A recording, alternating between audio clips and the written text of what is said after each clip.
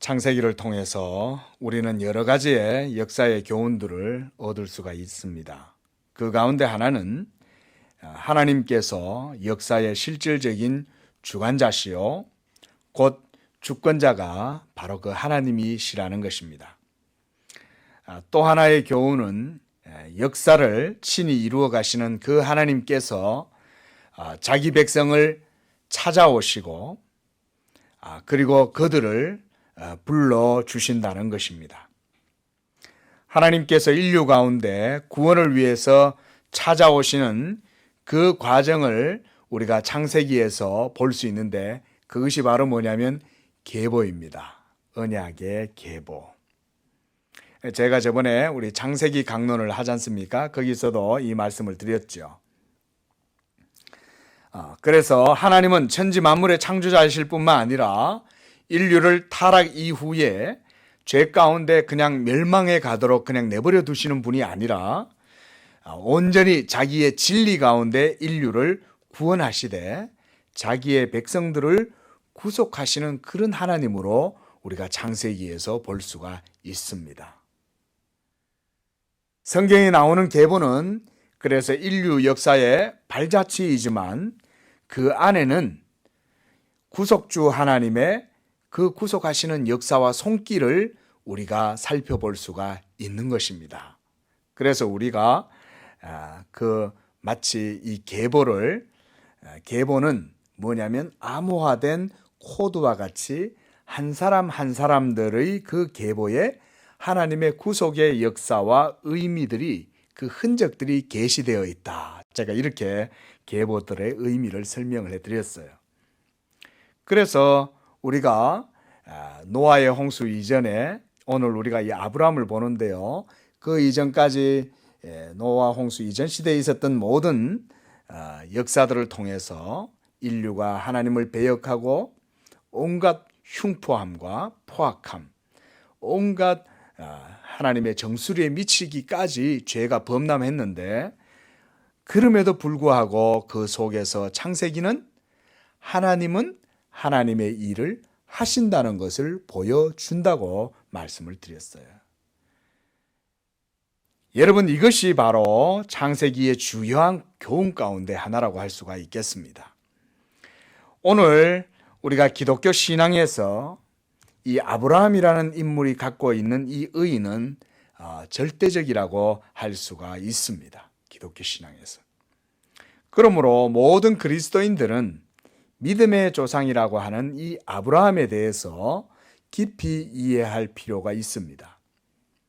왜냐하면 하나님께서 인류 역사 가운데 찾아오시고 또 그 가운데 오셔서 자기 백성들을 찾아서 부르실 때에 그 모든 경륜을 하나님께서는 언약이라고 하는 것을 통해서 이루어 가시기 때문에 그렇습니다.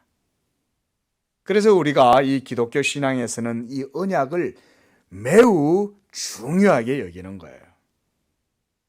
심지어 우리가 복음을 강론할 때 예수 믿으면 구원받습니다.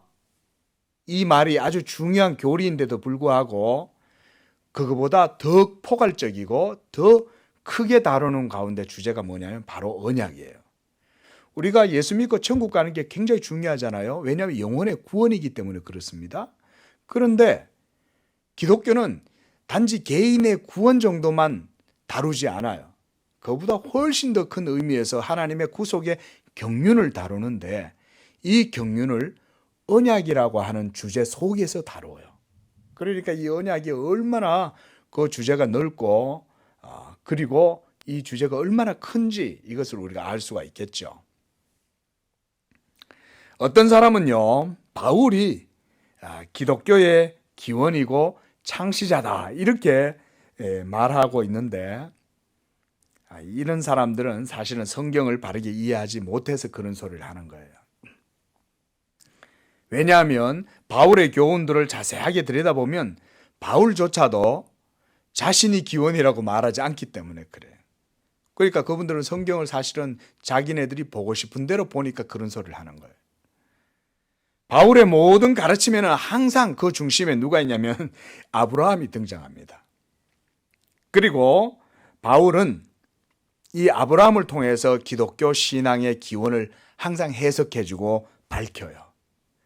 그 기독교 복음과 기독교의 교리를 해명하는 데 있어서 이 아브라함이 없이는 설명이 안 되는 거예요. 자, 그러면 기독교의 기원은 어디에 있습니까? 이 아브라함의 언약에 있는 거예요. 그러니까 이 아브라함을 떠나서는 기독교를 설명할 수가 없으니까 여러분, 우리가 바로 이 복음 진리의 기원을 바울 자신이 아니라 바로 하나님께서 아브라함과 맺은 그 언약 안에서 우리가 계시되고 거기서 우리가 그 증거를 찾는 것입니다. 그러므로 바울은 구약의 이스라엘 신앙의 기원을 아브라함의 언약에서 찾고, 기독교는 바로 하나님께서 아브라함에게 약속하신 그 언약이 예수 그리스도로 말미암아 꽃이 피고 열매가 맺었다고 증거하는 것입니다. 그리고 초대교회는, 이 신약교회의 탄생은 성령의 역사로 말미암아 이루어졌는데, 이것을 구약 성도들이 그토록 고대하였던 다윗의 영광, 시온의 영광, 바로 그것이 예수 그리스도의 이름으로 이제 이 신약의 시대로부터 천국의 문이 열리게 된 거예요. 이 천국의 문이 예수 그리스도의 이 구속의 역사로 말미암아 이루어지고 성령의 임재로 말미암아 이 신약의 문이, 포문이 쫙 열리니까 아브라함의 언약이 바로 거기에서 성취가 되었어요. 하나님께서 이 아브라함에게 하신 약속이 뭡니까? 우리가 창세기 12장에서 17장을 우리가 창세기 강론에서 나중에 볼 수 있겠지만요, 거기에서 하나님께서 주요하게 하시는 약속의 말씀이 뭐냐면, 아브라함아, 너로 말미암아 모든 민족이 복을 받을 것이다, 이렇게 말해요. 또 하나가 뭐냐면, 아브라함아, 네 자손에게서 열왕이 나올 것이다, 이렇게 말해요. 그리고 모든 이방이 너로 말미암아 복을 받는다. 그 복이 뭐겠습니까? 그 복이 바로 뭐냐면, 딱 요약하면 예수 그리스도를 믿음으로 말미암아 이방의 모든 백성들, 저 섬나라와 땅끝까지 이르러서 모든 민족이 아브라함에게 계시된 이 믿음의 복을 다 받는다는 거예요. 놀라운 일이죠. 이것이 성취가 됐는데, 성령이 초대교회 오순절 역사로 말미암아 임하시자 이 구원의 포문이 열린 거예요. 이제는 예수 그리스도를 믿음으로 말미암아 모든 이방이 이 아브라함의 품으로 막 들어오는 거예요. 이게 바로 하나님 나라의 역사입니다. 우리가 우리가 마태복음도 우리가 요즘 계속 강론에서 보고 있는데, 마태복음에도 바로 이런 것들을 볼 수 있어요. 마태복음 11장에서 마태는 이렇게 기록하고 있습니다. 세례 요한의 때부터 지금까지 천국은 침노를 당하노니 침노하는 자는 빼앗느니라, 이런 표현이 있어요. 이 표현만 얼핏 읽으면 이게 뭔 말인가 굉장히 생소해요. 그런데 이거를 아브라함 언약에다가 딱 대입시키면 딱 아구가 맞아요. 뭐냐면요, 천국이 아브라함의 그 언약 가운데 이제는 공식적으로 문이 활짝 열려 있다는 거예요. 할렐루야. 오늘 우리의 시대에까지 이 아브라함의 언약은 계속해서 전 세계로 뻗어나가고 있죠. 우리 한국에 지금 특히 우리 합동교단이요, 얼마나 선교사들을 GMS에서 선교사를 많이 파송하는지 몰라요.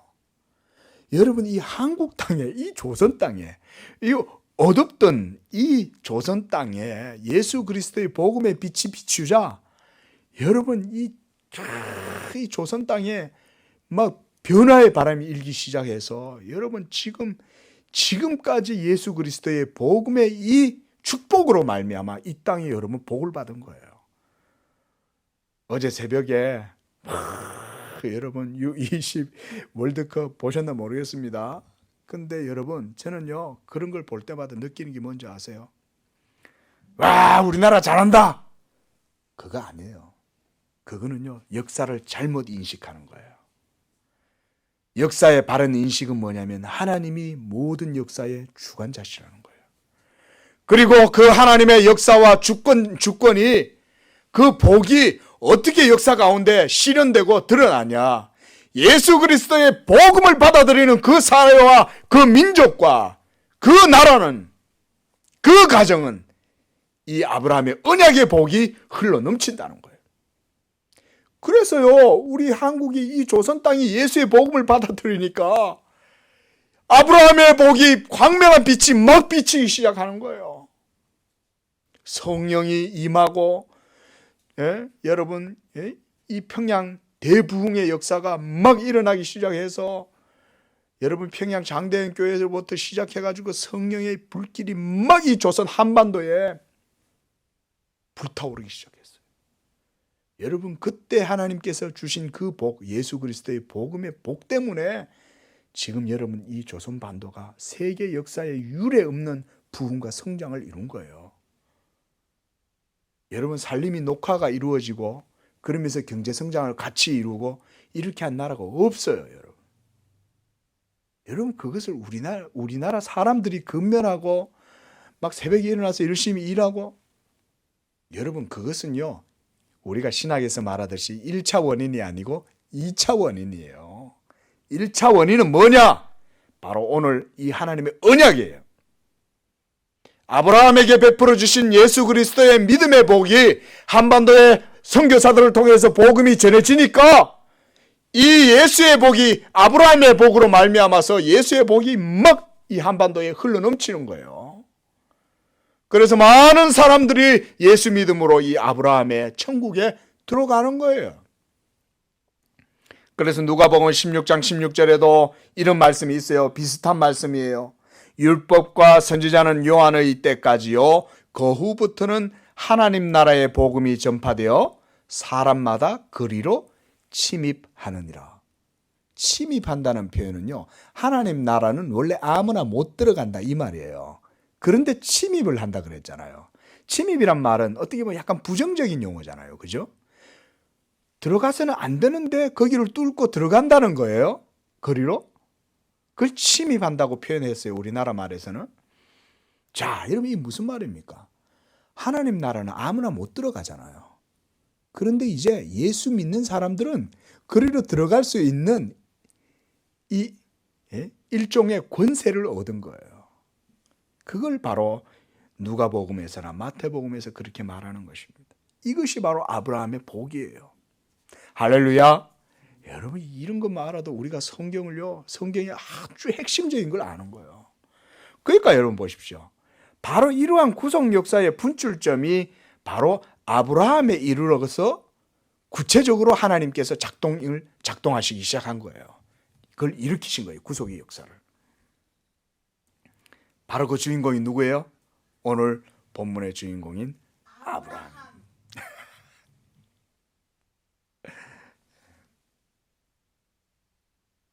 바로 여러분 제가 방금 말씀드린 이런 내용들이 바로 바울 사상의 모든 틀이 되어 있어요.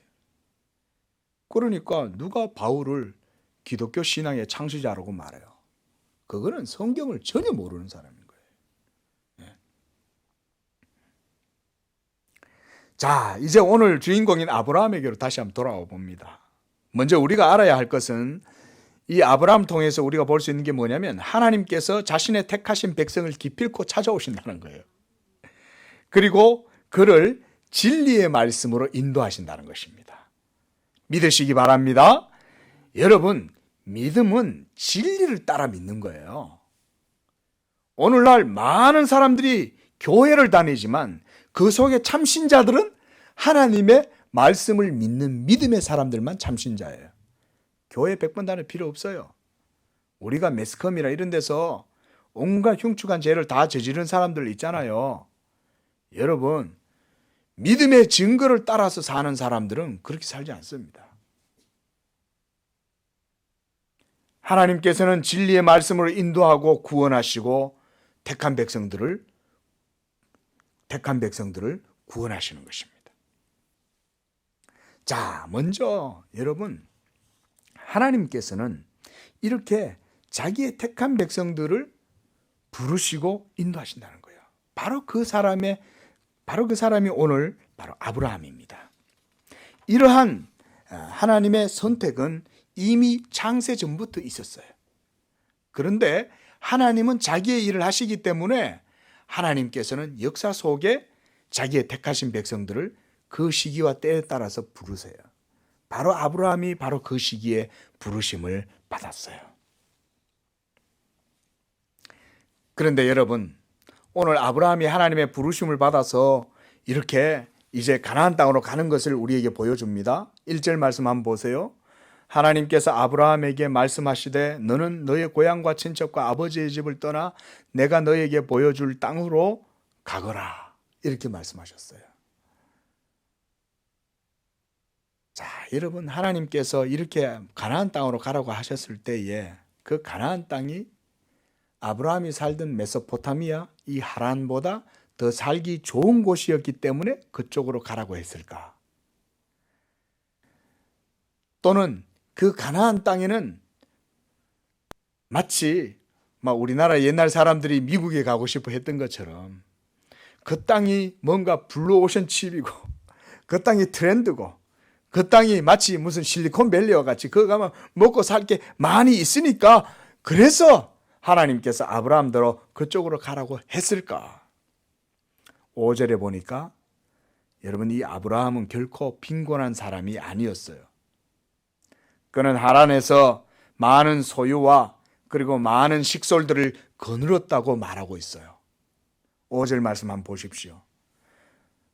하란에서 모은 모든 소유와 얻은 사람들을 이끌고 가나안 땅으로 갔다, 이렇게 말합니다. 그러니까 여러분, 이 아브라함이 이 하란 땅, 자기 아버지와 함께 살던 그 하란 땅에 있을 때에 그는 결코 생활에 있어서 핍절치 않았어요. 많은 소유가 있었고 그는 많은 종들도 거느리고 살았어요. 그런데 그런 그에게 하나님께서 오늘 새로운 땅으로 나아가라고 말씀하시는 거예요. 근데 그의 나이가 몇 살입니까? 75세였더라. 75세 때, 이때가요, 우리가 성경학자들은 이 아브라함의 출생 시기를 우리가 이제 BC 주전 2166년 이 정도로 이제 추산을 합니다. 그러니까 75세에 부름을 받았으니까 이때가 주전 2091년 정도가 됩니다. 그런데요, 이때 당시의 문명 사회는요, 메소포타미아 문명이 한참 발흥해서 이 수메르인들이 이 메소포타미아를 막 건립하고 이 수메르인들의 고대의 이 문화와 유적들과 문명이 엄청났잖아요. 그런데 이 메소포타미아 문명이 서서히 이제 쇠락해 저 가고, 그러면서 이 바벨론과 아수르와 애굽이, 이집트죠, 이집트 문명이 막 또 일어나고 이런 시기였어요. 바로 그럴 때 하나님께서 아브라함을 찾아오셔서 불러주셨다는 거예요. 그리고 그 사회와 그 문화와 그 세계 속에 아브라함이 번식해서 성장하고 살도록 내버려 두시지 않았어요. 그러니까 아브라함이 75세가 되고 사라가 아내가 있었어도 그때까지 자녀를 낳지를 못한 거예요. 이게 여러분, 하나님께서 자기의 택한 백성들을 부르실 때 그들로 하여금 그 세상 속에 그저 정착하고 뿌리 내리고 그 세상 속에 살도록 내버려 두시지 않는다는 걸 보여주는 거예요. 바로 이렇게 고대 메소포타미아 문명이 한참 일어나고 온갖 강대국들이 다 일어나서 엄청난 열강들의 틈바구니 속에서 하나님이 아브라함을 불러서 믿음의 길로 걸어가게 하셨다는 거예요. 성경에 또 다른 곳에 이 아브라함에 대한 행적이 나타나는데 그 바로 사도행전 7장입니다. 우리가 이제 오는 주에 이제 이걸 볼 거예요. 거기 바로 누가 나오냐면 스데반이 나옵니다. 이 스데반의 설교에서 이 아브라함에 대한 내용을 볼 수 있죠. 거기서 스데반은 하나님께서 아브라함이 메소포타미아에 있을 때에 그에게 나타나셨고, 그리고 그에게 말씀하셨어요. 너는 너의 고향과 친척을 떠나서 내가 너에게 보일 땅으로 가라. 이렇게 스데반은 말합니다. 그래서 아브라함이 이 메소포타미아에 있을 때 벌써 하나님의 부르심을 받았다고 스데반은 말해요. 그래서 그가 그의 아버지를 데리고 가다가 하란이라는 곳에 정착을 했어요. 가나안 땅에 그때까지 못 들어갔어요.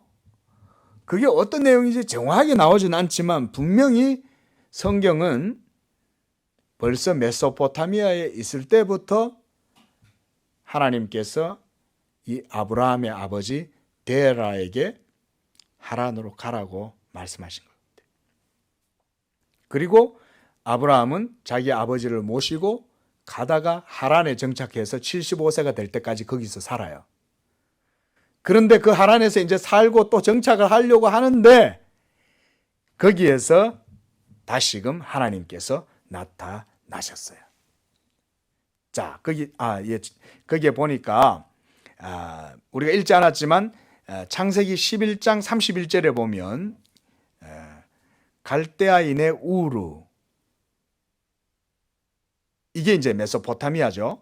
그리고 거기에서부터 가나안 땅으로 가고자 하더니 하란에 이르러 거기에 거류하였다, 이렇게 나오죠. 그렇죠? 그러니까 이 하란에서 살다가 75세 때에 하나님께 부름을 받고 다시금 나아가는데, 이걸 보아서 우리가 뭘 알 수 있냐면 하나님께서 아브라함의 삶을 메소포타미아에서부터 갈대아 우르라고 그래요, 여기서. 그래서 그들을 이끌어서 하나님이 불러주신다는 사실을 볼 수 있어요. 그런데 그때까지는 하나님의 부르심이 구체적으로 안 드러났어요. 그런데 아브라함의 아버지 데라가 별세하니까 그때 하나님께서 아브라함에게 다시 나타나서 말씀하시는 거예요. 그게 바로 12장에서 하나님이 아브라함을 본격적으로 부르시는 거예요. 자, 여러분, 이처럼 하나님께서는요, 역사의 어떤 매 순간에서도 자기의 택한 백성들은 반드시 그 세상 속에 파묻혀 살도록 내버려 두시지 않으세요. 하나님이 그들에게 찾아오시고 그들을 불러 빼내시는 거예요. 어디로? 신약의 시대에는 교회로. 그래서 교회가 부름받은 사람들의 모임이다. 그래서 에클레시아다 이래요. 부름받은 사람들의 모임, 에클레시아. 자, 여러분, 하나님께서 여러분들도 이처럼 믿음의 길로 인도하셨다는 것은 아브라함과 같이 여러분들의 삶도 새로운 목적지로 부르시고 나아가게 하셨음을 의미하는 것입니다. 여러분, 우리가 이전에 예수님을 믿기 전에는 어땠습니까? 삶의 목적이 따로 없잖아요. 이 세상에 사는 모든 사람들에게 삶의 목적이 있습니까? 단지 있다면 이런 거죠. 홍익인간이 되자. 아주 좋죠. 철학이 있는 삶. 얼마나 좋아요. 널리 모든 사람들을 이롭게 하면서 나를 위하여 사는 것이 아니라 다른 사람을 위하여 사는 거예요. 좋죠. 아주 좋아요. 그런데 그보다 더 본질적인 삶이 있죠. 그게 뭐냐면 하나님께 영광을 돌리는 것이죠. 그리고 진리를 따라서 사는 삶이지요. 여러분, 이것은 철학을 넘어서 있는 거예요. 철학을 넘어서 하나님께서 바로 예수 믿는 사람들을 진리의 길로 인도하시는 것입니다.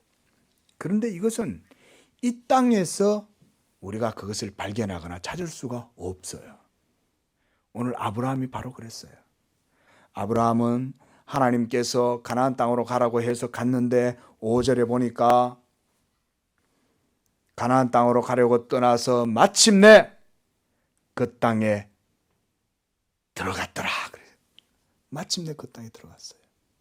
자, 그런데 들어가고 나니까 그 땅을 보니까 이 땅에 벌써 토착민들이 살고 있는 거예요. 자기네들은 그 땅에 들어가서 장막을 펴고 자기들의 우양을 먹이고 목축을 하고 삶의 터전을 잡을 만한 자리가 없어요.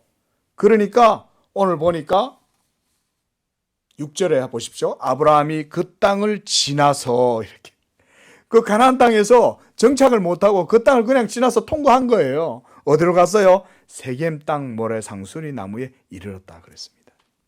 그때에 가나안 사람이 그 땅에 거주하였더라. 여러분, 하나님께서 우리를 믿음의 길로 불러주셨을 때에 여러분, 사람들이 때때로 착각하는 게 있어요. 예수 믿으면 복받고 내 삶이 더 좋아지고 그래서 이 세상에서도 여러 가지 번영을 누리고, 이게 바로 말하는 소위 번영신학이라는 거예요. 여러분, 번영신학 그거 기독교 아닙니다. 복음 아닙니다. 예수 믿으면 복 받는 거 맞아요. 그런데 그 복이 뭐냐 이거예요. 오늘 우리가 이 말씀을 통해서 이 복에 대해서도 잘 봐야 돼요. 오늘 하나님께서 이 아브라함에게 뭐라고 말했습니까? 내가 너로 큰 민족을 이루고 너에게 복을 주어 그랬잖아요.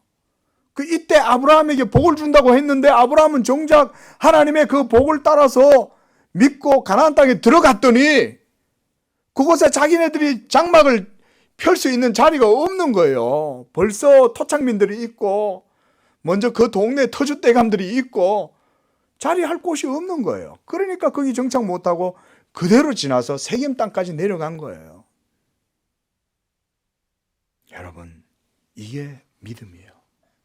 자, 여러분, 여기서 우리가 알 수 있는 건 뭐냐면요, 믿음의 복은 이 땅의 것이 아니라 저 하늘의 것이라는 것입니다. 우리 예수 믿는 사람들도 이 아브라함과 똑같아요. 여러분을 예수 믿는 믿음의 길로 인도하신 것은 하나님께서 이 세상의 것으로 여러분들이 만족하고 살아라 이것이 아니에요. 그것 때문에 부르셨다면 하나님은 굳이 아브라함을 부르실 필요가 없어요. 이미 아브라함은 하란 땅에서 많은 재물을 얻었고 많은 식솔들을 거느리고 살고 있었어요. 재산도 많았어요. 그런데 하나님께서 그것을 다 뒤로하고 하나님의 약속의 말씀을 보여주면서 그것을 따라서 나아가라고 말씀한 것입니다. 그러므로 하나님께서 예수 믿는 우리도 이처럼 믿음의 길로 부르신 것은 바로 하나님의 진리를 따라서 하늘의 복을 누리며 살도록 우리를 부르셨다는 거예요. 믿으시기 바랍니다. 우리가 이것을 말씀을 통해서 깨달아야 돼요. 오늘날도 하나님은 하나님이 일을 하세요. 지금 시대도 하나님은 자기의 택한 백성, 만세전에 영원 전부터 하나님께서 자기 영광을 위하여 택하신 백성들을 지금도 아브라함처럼 불러내시는 거예요. 이 시대 속에 섞여 살지 말라고, 사람의 아들들 가운데 사람의 딸들 속에서 섞여서 이 세상 문화에 취하고 향락 속에서 그저 물질에 만족하면서 살도록 하나님은 자기 백성들을 그대로 내버려 두시지 않는다는 거예요. 그러니까 여러분, 때때로 하나님의 백성들이 그저 이 세상의 것이 아름답고 좋아 보이니까 거기에 취해서 살려고 하면 하나님은요, 오히려 이 세상의 물질과 이 세상의 향락들과 이 세상의 쾌락들과 이 세상에서 좋아 보이는 가치 있는 것들이 하나님의 택한 백성들에게는 도리어 그게 뭐가 되냐면 이 쓴뿌리가 되게 하셔요. 자, 여러분, 이 세상의 것이 좋아 보여도 그것에 여러분들이 취해서 조금만 우리가 한번 살아보세요. 자, 돈이 좋아요. 그래서 그 돈을 모으고 축적하고 그리고 그것을 투자하고 분산 투자해가지고 온갖 모든 여러분 수익을 얻고 그러면요, 좀 지나보세요. 진력이 납니다. 그리고 이내 또 다른 것을 추구합니다. 그리고 더 자극적인 것을 추구해요. 그렇게 해서 살아갑니다. 여러분, 돈으로 인간이 결코 행복할 수 없죠. 인간은 만족할 수 없습니다. 그보다 더 큰 세상을 누려보려고 싶은 욕심이 생겨요. 돈이 있으면. 그러니까 그때는 또 정치로 뛰어들어요. 여러분, 이런 분들 있습니다. 여러분, 제가 누군지 이름은 거명하지 않겠지만 실업가가 돼가 돈을 많이 벌어가지고 정치인들한테요, 정치자금 다 내주다가 나중엔 자기도 국회의원 되고 정치인이 됐어요. 그래가지고 한번 떵떵거리고 멋있게 세상 사람들처럼 한번 살아보려다가 결국 세상한테 다 버림받아요. 그래가 자살하는 사람도 있어요. 여러분, 하나님의 사람들은요, 결코 세상의 방식대로 살면 하나님이 그 길로 그냥 행복하게 그대로 내버려두지 않아요. 이걸 기억하셔야 돼요.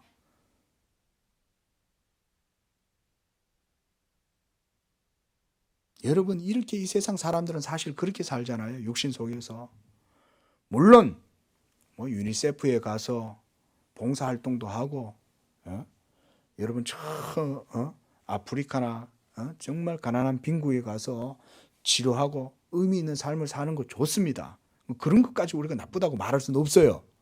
그러나 여러분 진정한 행복은 예수 그리스도를 알고 이 예수 생명과 예수 복음의 진리를 알므로 영혼이 자유하고 그것으로 인해서 하나님과 동행하고 성령이 임재하고 이런 것이 진짜 생명의 삶이지, 도덕적으로 내가 온전하게 살아서 많은 사람들에게 하겠다, 여러분 이것 속에도 하나님 앞에 의로움을 발견할 수 없어요.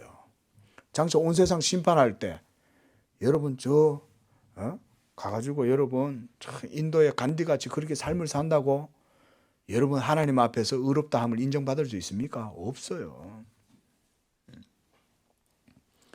여러분 이렇게 하나님께서 자신의 택한 백성들이 이 세상에서 메소포타미아 문명에 탐닉하고 거기에 빠져 살아가는 것을 하나님은 보시지 않는다는 거예요. 바로 아브라함이 바로 그 대표적인 사람이에요. 그리고 하나님께서는 그런 사람들을 부르실 때에 그냥 부르시지 않아요. 하나님이 부르실 때는 반드시 그들에게 약속을 주세요. 그리고 그것은 바로 복이에요. 이것을 통해서 하나님께서 아브라함에게 보여주신 거예요. 그래서요, 히브리서 11장에 보면 하나님께서 이 아브라함에게 주신 복이 또 거기에 나와요. 거기서 뭐라 그러냐면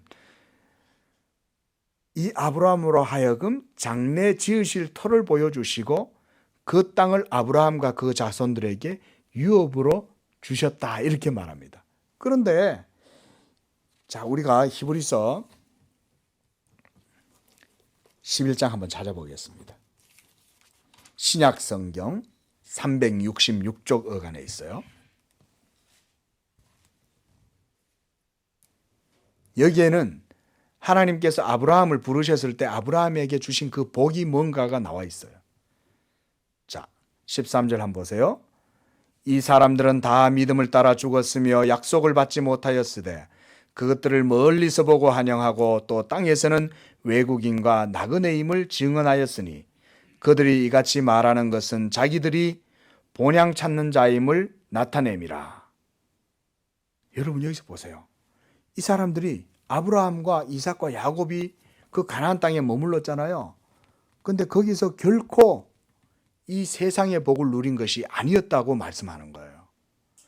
우리가 소위 말하는 세상에서 말하는 복은 뭐예요? 자손들이 건강하게 잘 자라서 그래서 이 사회에서 중요한 요직을 차지하고 그리고 그러면서 명예도 얻고 그렇게 해서 여러분 이 집안을 세우고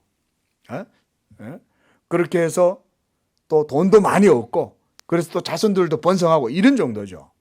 그런데 하나님이 말씀하는 복은 그런 게 아니에요. 아브라함이 가나안 땅에 들어갔더니 그 땅에 자기가 자리를 차지할 만한 자리가 하나도 없었어요. 한 번 더 보세요. 그 11장 다시 한번 보십시오.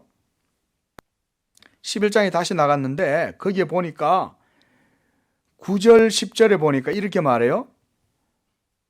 믿음으로 이방의 땅에 있는 것 같이 약속의 땅에 거했다, 이렇게 말해요. 그러니까 아웃사이더를 지낸 거예요. 이방인으로 가나안 땅에 거했어요.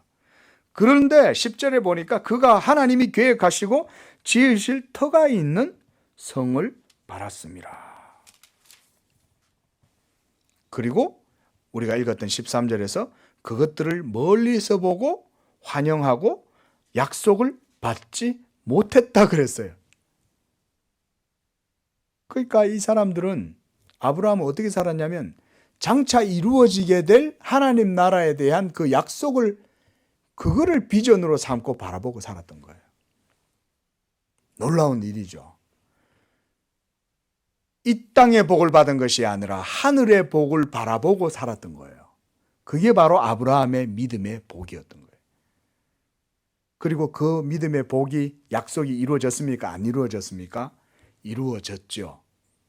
바로 예수 그리스도가 이 세상에 오셔서 때가 참에 오셔서 이 아브라함의 복이 예수 그리스도의 복음으로 말미암아 실현됐잖아요.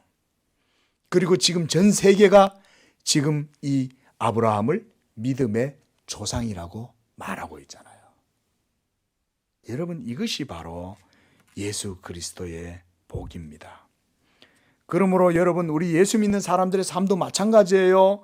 예수 믿으면 복 받는다고 해서 교회 다녀보니까 오히려 그 믿음 때문에 이 세상 사람들과 갈등이 유발되고 긴장이 생기고, 그리고 때때로 고난과 핍박을 받을 경우가 생겨요.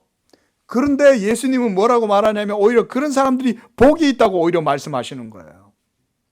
그러므로 그런 사람들의 복은 뭐냐면 도리어 지금 당장 그 복이 손에 잡히지 않지만 인내하고 참으라고 말씀하는 거예요, 성경은. 자, 이러한 믿음의 길을 걸어가는 성도들의 마음에 도대체 무엇이 있길래 그들은 그래도 그 길을 참고 인내하며 걸어가냐 이거예요. 그것은 바로 예수 그리스도의 복음의 진리에 하나님의 모든 복이 다 담겨 있기 때문에 그런 겁니다. 그들은 이 땅에서 이방인이요, 나그네요, 잠시 머물다가는 거류민이라 할지라도 그들은 이 땅의 것에 만족하는 사람들이 아닌 것입니다. 아브라함이 가나안 땅에 들어갔을 때에 그 땅에 아무것도 없을 때에도 그는 장차 하나님께서 이 가나안 땅에 이루실 하나님의 복음의 약속을 바라보고 살았던 거예요.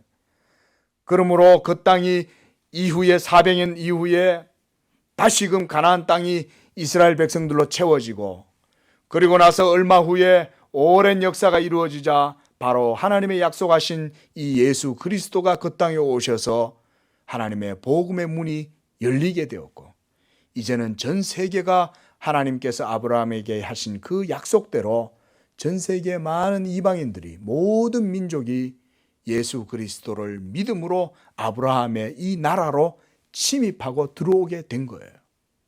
이것이 바로 아브라함이 그것을 바라보고 그 땅 가운데에서 살았던 거예요. 이미.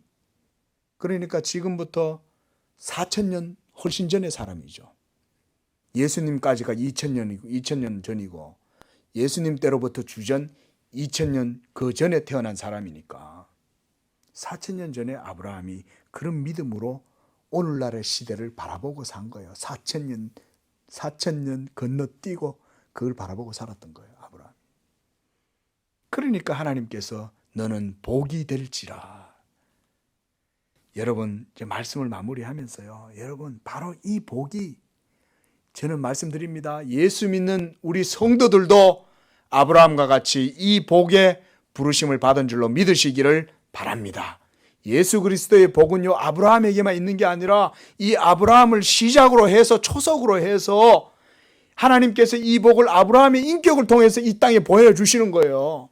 그래서 그의 자손들이 번성하고 그 가운데 예수 그리스도가 나오고 이 예수 그리스도를 통해서 온 땅이 복을 받으리라. 이것이 바로 예수 믿는 믿음의 복입니다. 하나님께서 여러분들을 이 땅에 불러주신 줄로 믿으시기를 바랍니다. 아브라함과 똑같이 여러분들 불러주신 거예요. 그리고 하나님께서는 예수 믿는 여러분들도 이 땅에서 버려두시지 않으세요. 때때로 믿음의 삶을 살다 보면 힘들고 어려울 수도 있어요. 그래서 성경은 항상 기뻐하라, 그러나 항상 인내하라 이렇게 말해요. 이미 우리에게 그 약속의 말씀이 있으니 감사하고 기뻐하지만 인내도 필요한 것입니다. 아브라함을 보세요. 아브라함이 그 땅에 들어갔더니 자기가 발붙일 만한 장소가 하나도 없다는 것을 알았어요. 얼마나 당황했겠어요. 하나님이 가라고 해서 갔는데 막상 가봤더니 터줏대감들이 자리를 차지하고 있고 좋은 목초지는 전부 다 차지하고 있고 자기들 양떼와 소가 먹일 만한 것도 없고 자기들은 먹고 살 만한 곳이 없는 거예요. 그때 하나님께서 이 아브라함에게 다시 나타나셔요. 여러분, 예수 믿을 때요, 내가 믿음을 유지한다고 생각하지 마세요. 하나님이 우리를 인도하시는 거예요. 이게 성도의 견인이라 그래요. 하나님께서 자기 백성들을 인도하시는 거예요. 7절을 보세요. 그때 당황하고 있던 아브라함에게 하나님께서 나타나셨어요.